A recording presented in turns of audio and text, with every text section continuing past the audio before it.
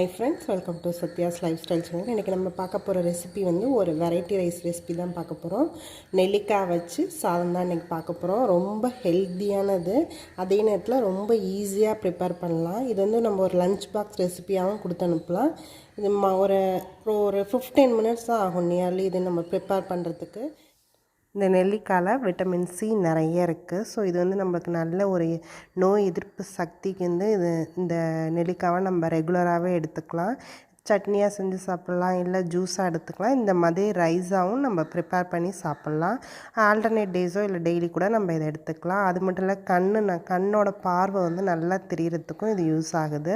Vitamin C நிறையா இருக்கிறதுனால ஜலதோஷம் இந்த மாதிரி தொண்டை கரகரப்பு இதெல்லாம் இருந்ததுன்னா ஈஸியாக குணமாகறதுக்கு இந்த நெல்லிக்காய் யூஸ் ஆகுது. இதில் வச்சு எப்படி நம்ம சாதம் பண்ணலான்றதை பார்க்கலாம். இந்த நெல்லிக்காய் சாதம் செய்கிறதுக்கு நான் வந்து நெல்லிக்காயெலாம் வாஷ் பண்ணி எடுத்து வச்சுருக்கேன். இது வந்து நம்ம கேரட் எப்படி துருவோமோ அது மாதிரி துருவி எடுத்துக்கலாம்.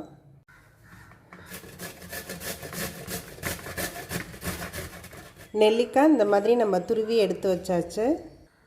1 கப் போல் வடித்த சாதம் வந்து எடுத்து வச்சுருக்கேன். இந்த ரைஸுக்கு நான் வந்து நெல்லிக்காய் வந்து நல்லா பெரிய நெல்லிக்காவாக ஒரு 2 நெல்லிக்காய் வந்து எடுத்து வச்சுருக்கேன். சின்னதாக இருந்தால் நீங்கள் 4 போல் எடுத்துக்கலாம். நான் நல்லா பெருசுங்கிறனால 2 எடுத்திருக்கேன். இது 2 நமக்கு ரெடியாக இருந்துச்சுன்னா நம்ம செய்ய ஆரம்பிச்சிடலாம். இந்த நெல்லிக்காய் சாதம் பண்ணுறதுக்கு நான் கடாயில் கொஞ்சமாக ஆயில் எடுத்துக்கிறேன். எண்ணெய் நல்லா ஹீட் ஆகிடுச்சு. நான் கடுகு வந்து 1 ஸ்பூன் போல் போட்டுக்கிறேன். உளுத்தம்பருப்பு 1 ஸ்பூன், கடலைப்பருப்பு 1 ஸ்பூன், தாளிக்கிறதுக்கு 3 நீட்ட மிளகா சேர்த்துக்கிறேன், 2 குண்டு மிளகா சேர்த்துக்கிறேன். இது உங்களோட காரத்துக்கு தகுந்தாப்படி நீங்கள் கூட்டியோ குறைச்சியோ சேர்த்துக்கலாம்.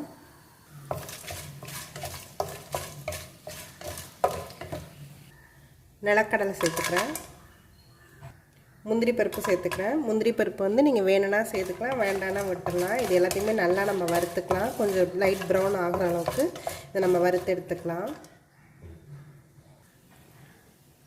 ஸ்டேஜில் நான் கொஞ்சமாக பெருங்காயம் சேர்த்துக்கிறேன். இது எல்லாத்தையுமே நம்ம நல்லா வறுத்தாச்சு. இப்போ நம்ம துருவி வச்சுருக்க இந்த நெல்லிக்காயை அதில் ஆட் பண்ணிக்கலாம்.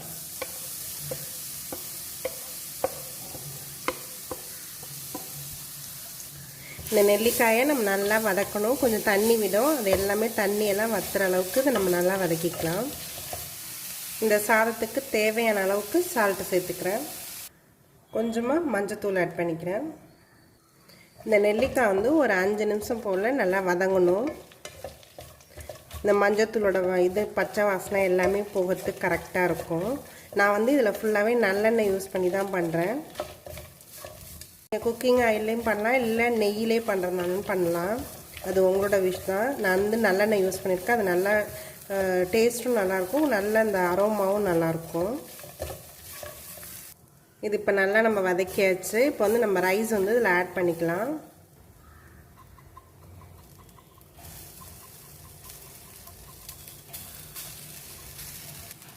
இது நல்லா ரைஸோடு நல்லா மிக்ஸ் பண்ணிக்கணும். இதை நல்லா கலந்து விட்டாச்சு. இப்போ வந்து நம்ம அடுப்பை ஆஃப் பண்ணிடலாம். லாஸ்ட்டாக கொஞ்சமாக கொத்தமல்லி தூவிக்கிறேன். அதையும் நல்லா கலந்து விட்டுக்கலாம். இப்போ இந்த ரைஸ் ரெடி ஆகிடுச்சு. இந்த நெல்லிக்காய் ரைஸ் ரெடி ஆகிடுச்சு. இது கூட நல்லா ஒரு ஃப்ரையோ இல்லை சிப்ஸோ வச்சு சாப்பிடும்போது டேஸ்ட் நல்லாயிருக்கும். இப்போ நெல்லிக்காய் வந்து சாப்பிடாத பசங்க கூட இந்த மாதிரி ரைஸாக பண்ணி கொடுக்கும்போது தெரியாது இதில் நம்ம என்ன போட்டிருக்கோன்றது. ஏன்னா நல்லா நம்ம ஃபைனாக தான் இதை சாப் பண்ணியிருக்கோம். அதுவும் இல்லாமல் நல்லாவே நம்ம ஃப்ரை பண்ணிடுறோம். ஸோ இதை ஈஸியாக பசங்களுக்கு தெரியாமல் ஏமாற்றி கொடுத்துடலாம். இது நீங்களும் உங்கள் வீட்டில் ட்ரை பண்ணி பாருங்கள். என்னோடய வீடியோஸ் எல்லாத்தையும் பாருங்கள். மறக்காமல் எங்கள் சேனலை சப்ஸ்கிரைப் பண்ணுங்கள். தேங்க்யூ ஃபார் வாட்சிங்.